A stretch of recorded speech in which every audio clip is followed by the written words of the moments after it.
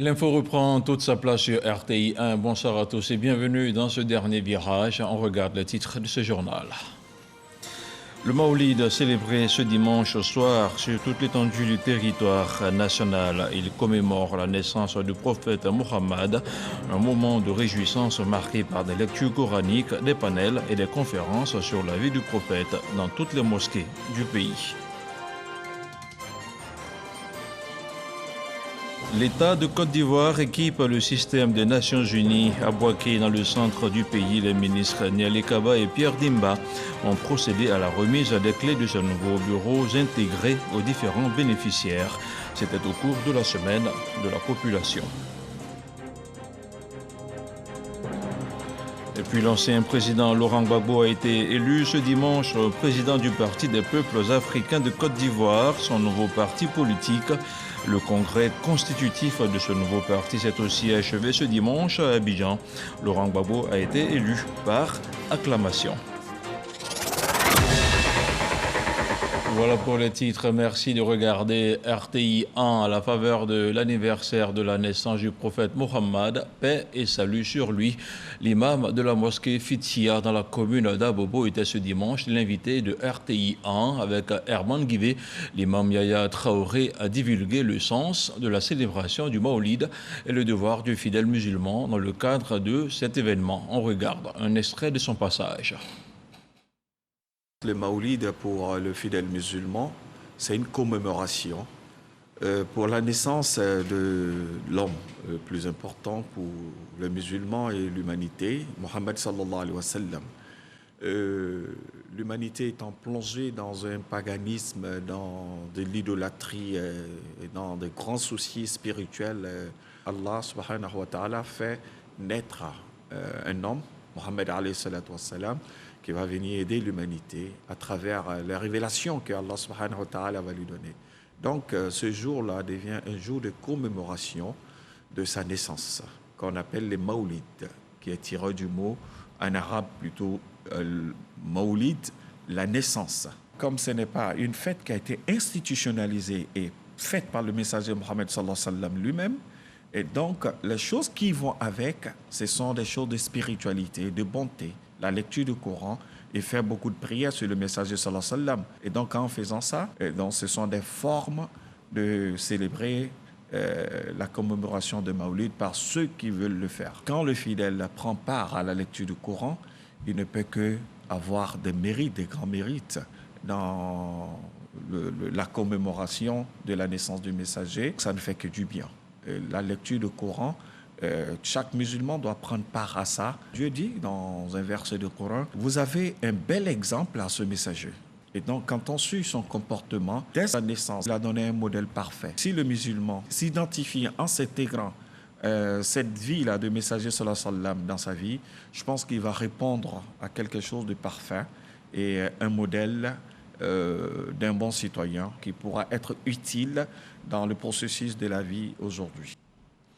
Et comme je vous le disais à l'entame de cette édition, la célébration du Maoulid, c'est ce soir. Et la cérémonie officielle s'est tenue à la grande mosquée de la Riviera Golf. Une cérémonie retransmise en direct sur RTI 1. Elle a vu la participation et la présence de plusieurs membres du gouvernement. Et avant la célébration du Maoulid, les fidèles musulmans de la communauté Al-Bayt ont reçu 10 tonnes de ciment et une enveloppe pour l'extension de leur mosquée dans la commune d'Anyama. Selon le donateur Joseph Seka, cadre de la région de Lamé, ce don est un geste de solidarité envers la communauté musulmane. Théodore Zouzou, Franco Dio. Cette mosquée sise au quartier Sissé d'Anyama se nomme Al-Bayt en arabe signifiant la famille du prophète. Elle est devenue exiguë pour la communauté musulmane de cette partie de la cité de la Kola. Nous demandons au ministre de venir nous aider à l'agrandissement de notre mosquée. L'appel à l'aide pour son extension a eu une oreille attentive. Ce vendredi 15 octobre, jour de Juma, celui de culte reçoit la visite de l'ex-ministre de l'Environnement Joseph Seka, cadre de la région de Lamé.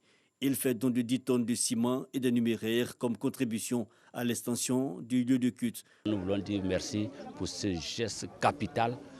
10 tonnes de ciment, ce n'est pas rien.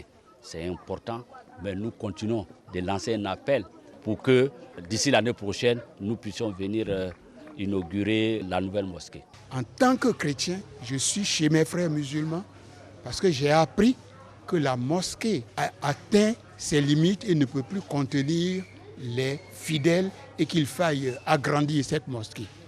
Donc je suis venu non seulement pour les saluer, leur passer le message du président de la République, le message de cohésion, de paix, de pardon, d'amour réciproque, mais aussi apporter ma modeste contribution à l'agrandissement de la mosquée. Au-delà de ce geste de générosité et de solidarité, Joseph Seka Seka, de confession religieuse méthodiste, entend œuvrer dans le sens de la dynamique de solidarité et de cohésion prônée par le président de la République, Alassane Ouattara. Et on parle maintenant de politique. L'ancien chef de l'État ivoirien est le président désigné du PPA, le Parti des peuples africains de Côte d'Ivoire. Laurent Gbagbo a été désigné par acclamation au terme des travaux du congrès constitutif du dit parti ce dimanche à Abidjan. Le compte-rendu d'Alexis Ouedraogo. Le Parti des peuples africains de Côte d'Ivoire est né. Ce dimanche, au terme de son congrès constitutif, son premier responsable est connu, l'ancien président Laurent Gbagbo. Vous m'avez élu président du parti. Je vous remercie. À cet âge-ci, après ce parcours-là, la sagesse, c'est de se préparer à partir. La structure du parti que j'ai voulu, que je vous ai proposée, c'est une structure pour préparer mon retrait, pour que le parti lui-même puisse avoir l'œil sur celui qui le dirige. L'emblème du parti, les doigts des deux mains entrelacés dans la carte de l'Afrique, proclame le panafricanisme. Il faut que les États africains s'unissent. Tant que nous sommes dans des micro-États, nous ne sommes rien. C'est de là que part l'idée du panafricanisme. Parti de gauche ancré aux thèses de socialisme démocratique, le PPA veut par la solidarité et l'humanisme s'opposer aux injustices sociales. Autre chose à présent, avec l'appui de la coopération allemande GIZ, 10 jeunes entrepreneurs viennent d'être primés par l'agence Côte d'Ivoire PME. C'était au cours de la finale du programme d'incubation express au VITIP du Grand Bassam. L'objectif du programme est de préparer les startups à une levée de fonds. Marie-Ange Kouakou, Chèque connaît.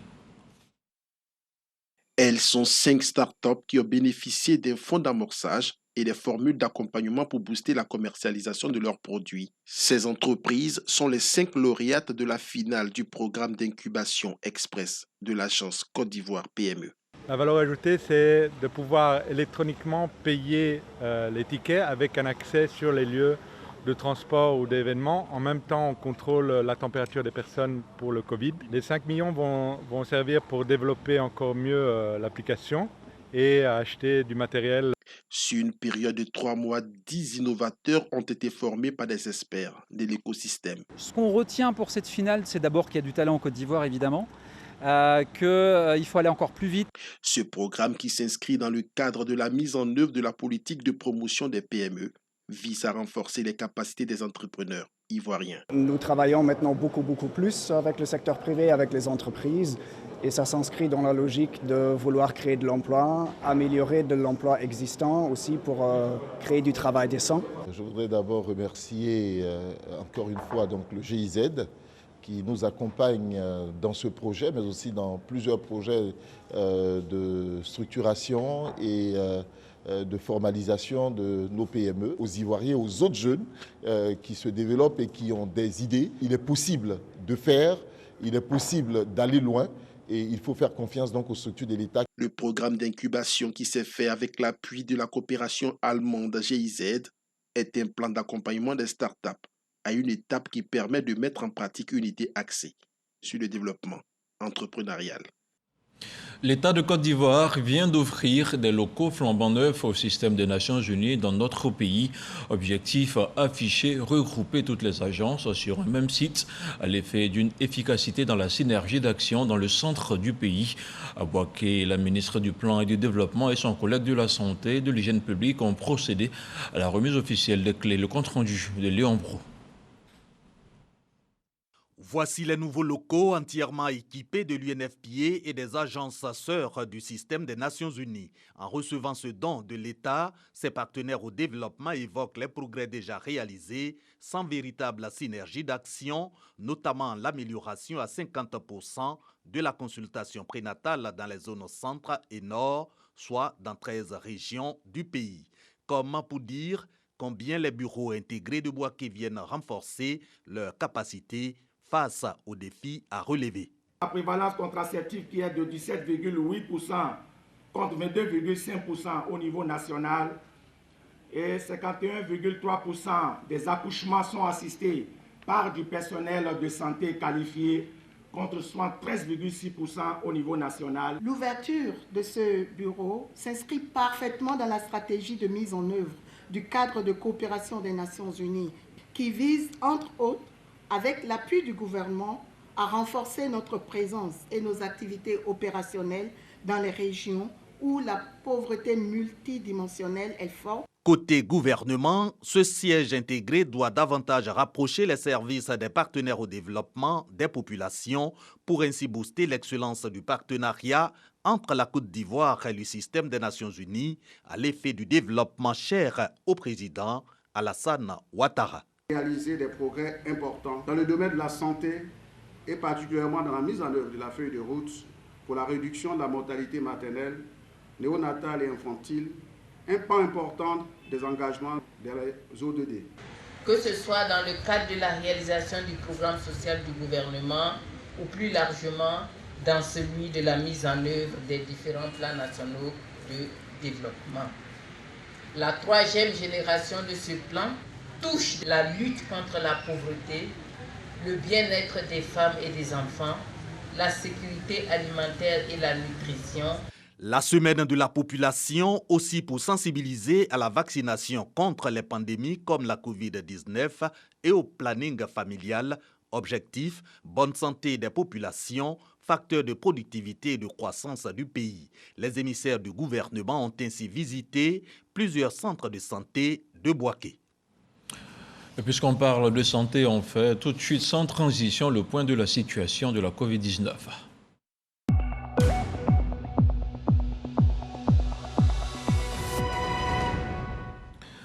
Le ministère de la Santé, de l'Hygiène publique et de la couverture maladie universelle a enregistré ce dimanche 17 octobre 10 nouveaux cas de Covid-19 sur 2093 échantillons prélevés, soit 0,4% de cas positifs, 76 guéris et 1 décès.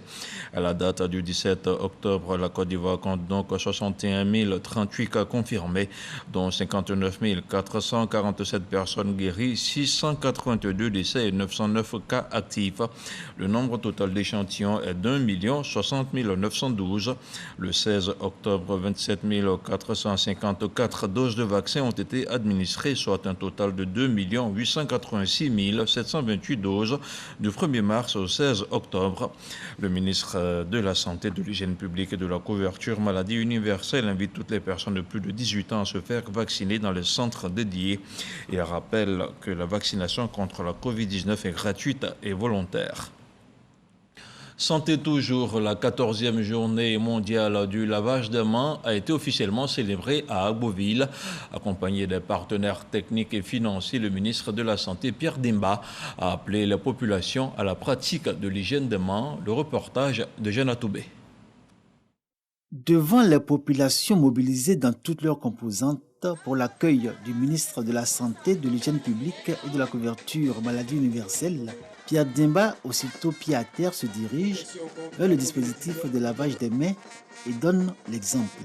Un geste simple que les populations sont appelées à pratiquer régulièrement et en avoir le réflexe pour réduire le risque d'infections courantes, notamment le choléra, les diarrhées et les maladies respiratoires. On prend du savon, avec l'eau, on met dans le seau, On lave la main bien propre.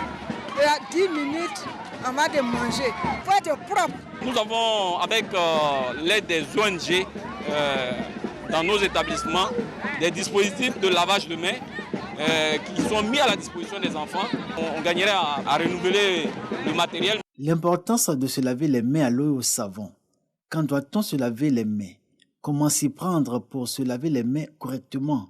Les réponses à ces questions ont filtré du sketch proposé par les élèves d'un établissement secondaire d'Agboville.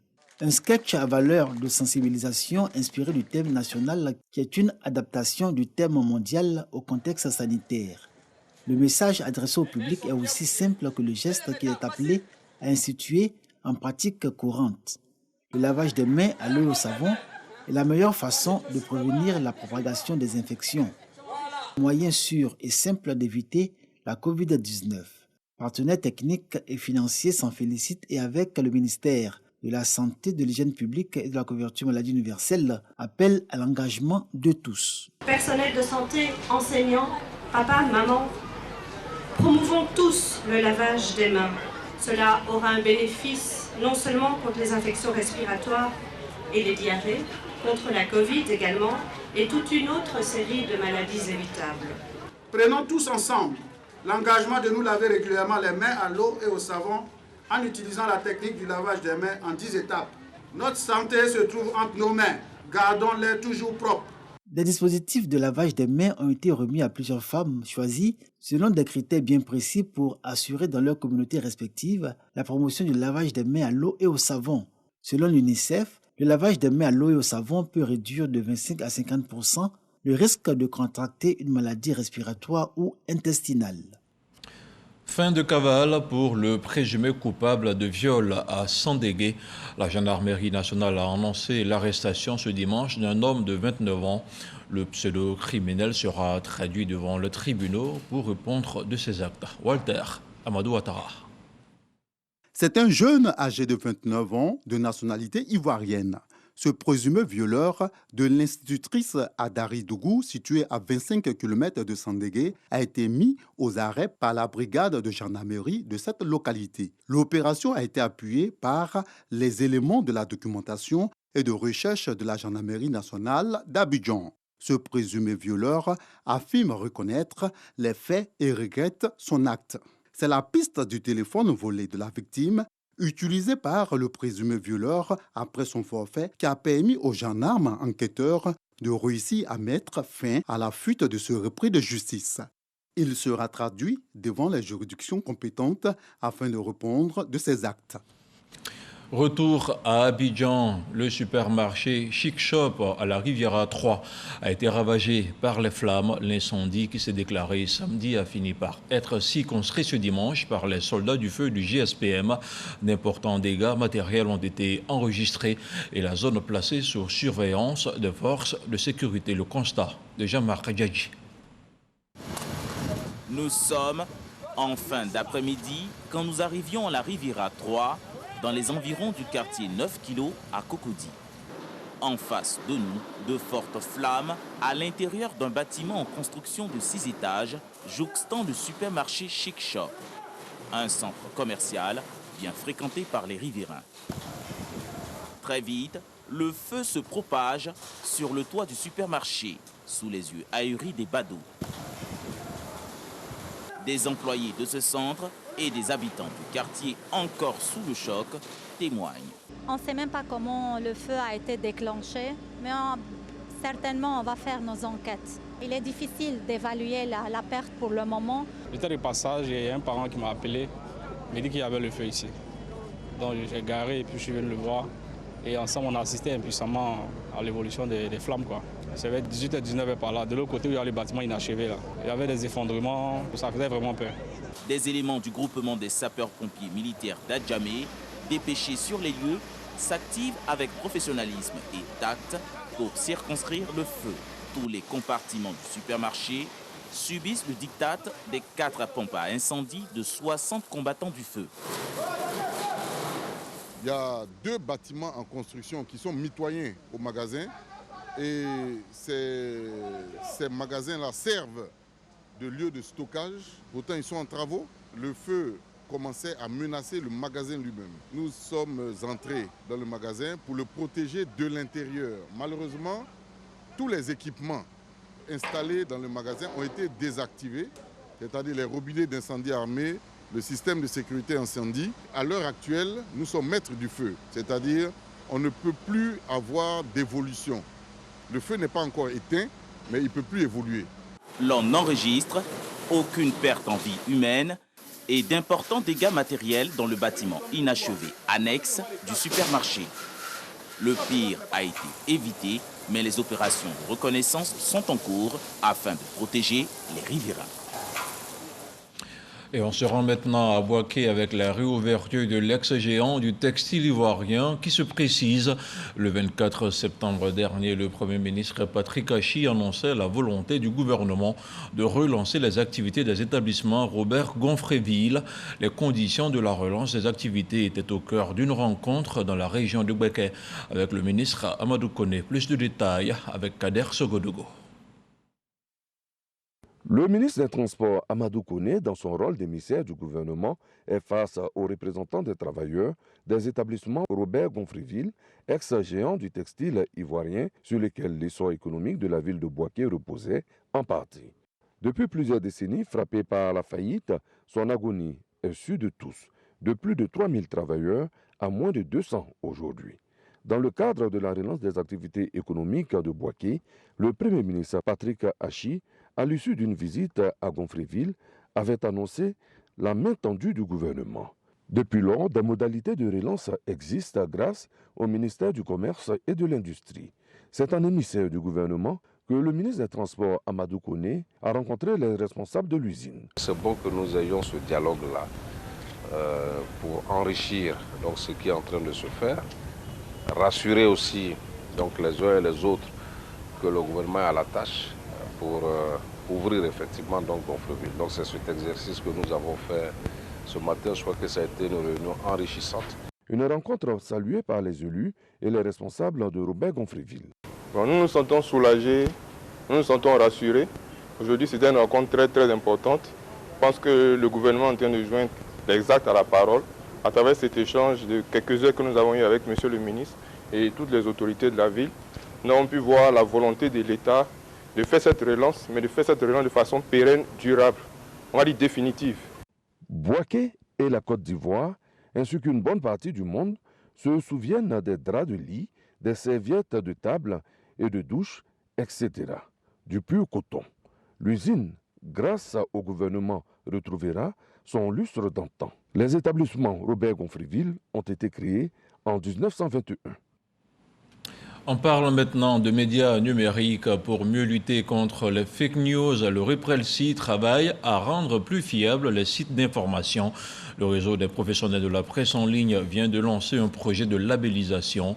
Pour la phase pilote, 10 médias seront passés au peigne fin avant d'être certifiés. Le projet bénéficie du soutien de l'ambassade des États-Unis en Côte d'Ivoire. Depuis Adzopé, le compte-rendu de Didier Nguisson. 130 sites d'information, dont 52 titres, édités par 49 entreprises de presse numérique. Cette configuration de la presse en ligne en Côte d'Ivoire, plutôt quantitative, nécessite également une approche qualitative.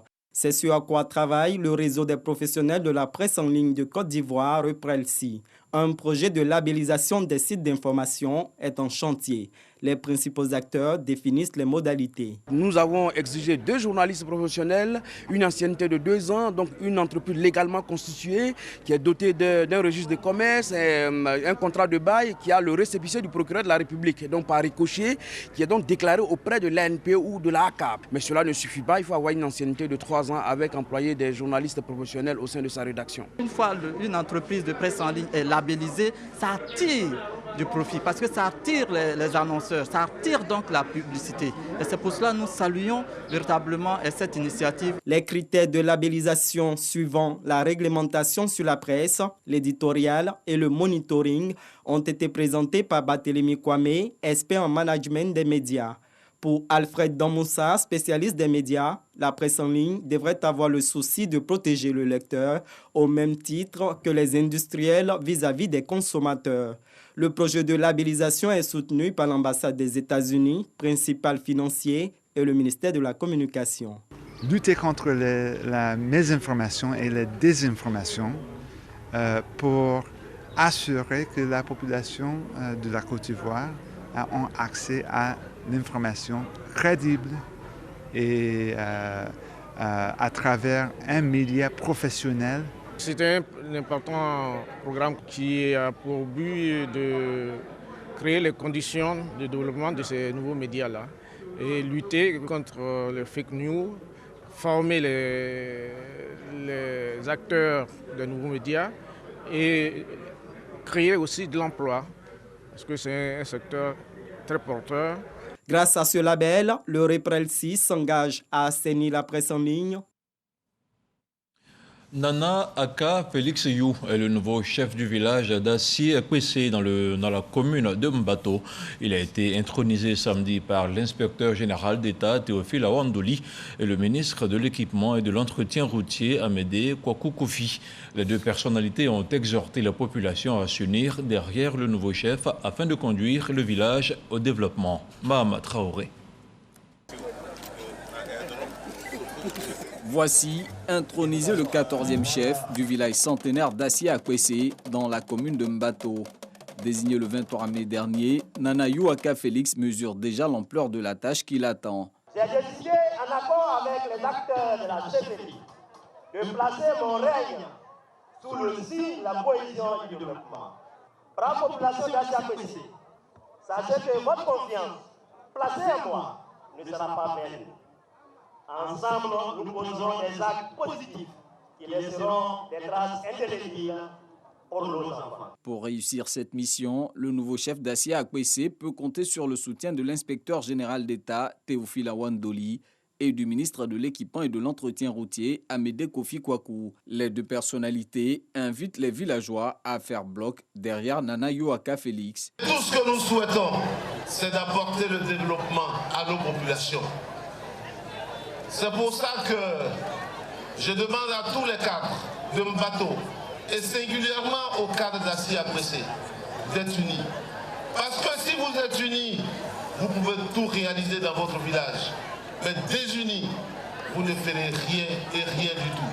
Si je peux me permettre de vous donner un conseil, c'est de vous exhorter à demeurer un homme de référence, de courtoisie, du respect à la fois des lois et règlements de la République, ainsi que de nos us et coutumes. Il vous faut être intelligent, juste, modéré et sage. Les défis de développement qui attendent le nouveau chef sont nombreux. Il s'agit entre autres de doter le centre de santé d'une ambulance médicalisée, du reprofilage des pistes pour l'évacuation des produits agricoles et de la construction d'une nouvelle école primaire. On parle maintenant de cinéma. Au Burkina Faso, le président roch Marc Christian Kaboré a donné samedi le clap d'ouverture du FESPACO 2021, la 27e édition du Festival panafricain du cinéma et de la télévision de Ouagadougou se tient enfin après un report en février dernier et il va durer 10 jours. L'un des maillons forts du FESPACO, c'est surtout le MICA, le marché international du cinéma africain et de la télévision. Retour sur les temps forts de la cérémonie d'ouverture avec notre envoyé spécial à Ouagadougou, Serge Koléa. La Côte d'Ivoire marque sa présence au MICA, le marché international du cinéma et de l'audiovisuel africain. À sa 20e édition, cette année se présente comme un rendez-vous incontournable de cette biennale du 7e art. La RTI et son directeur général Fosseni Dambélé occupent une place de choix sur ce marché. Avec RTI Production Distribution, nous avons quelques milliers d'heures de films et donc nous sommes là pour offrir aux télévisions francophones et d'ailleurs, n'est-ce pas, la richesse de notre catalogue. Également rencontrer les professionnels du secteur pour échanger et nouer des partenariats.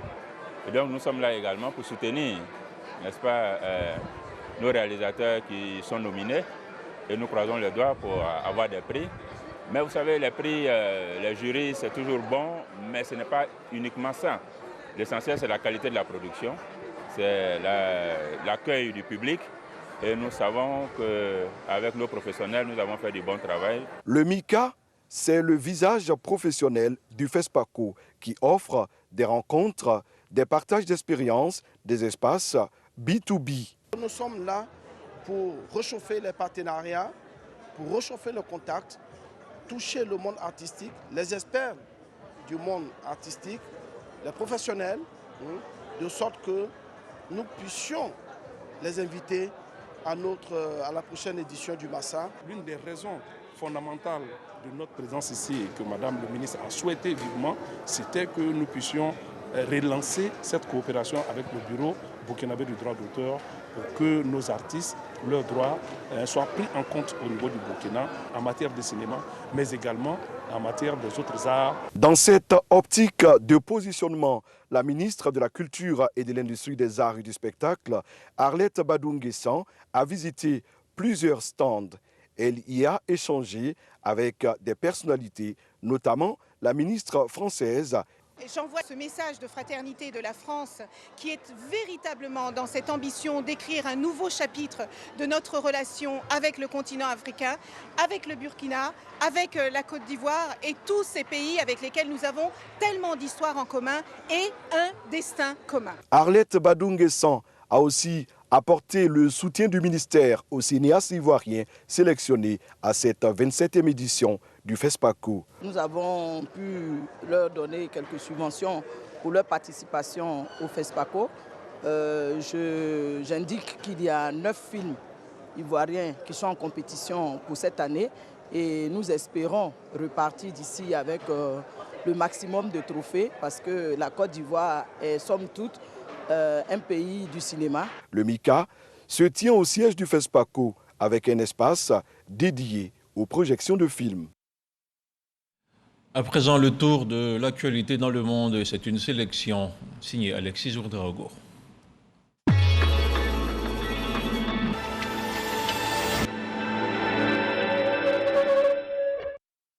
Un comité d'experts de l'OMS recommande lundi de donner une dose supplémentaire de vaccin aux personnes modérément ou sévèrement immunodéprimées. Il précise toutefois qu'il ne s'agit pas de recommander une 3e dose à la population générale.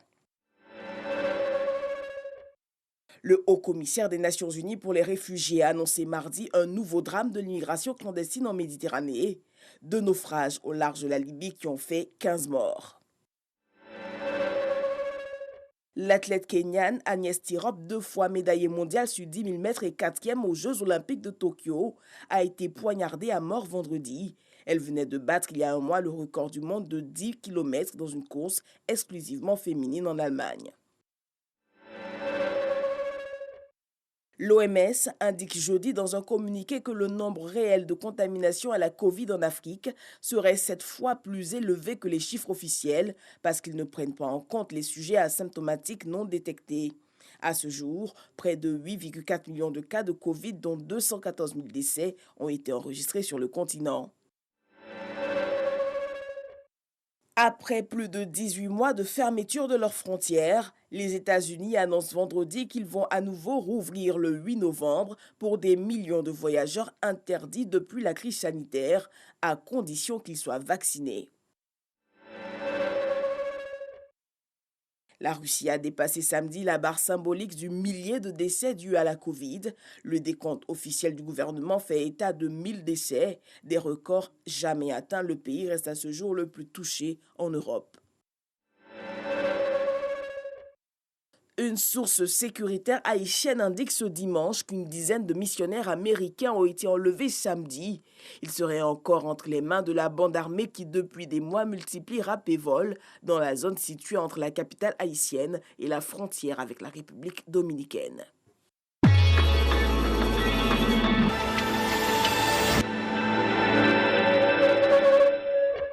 Et c'est la fin de cette édition d'Information L'Info qui justement revient demain lundi à 6h30 avec Régis Kofi en cette nuit de la noble naissance. Je vous dis bonsoir et que la paix soit chez vous.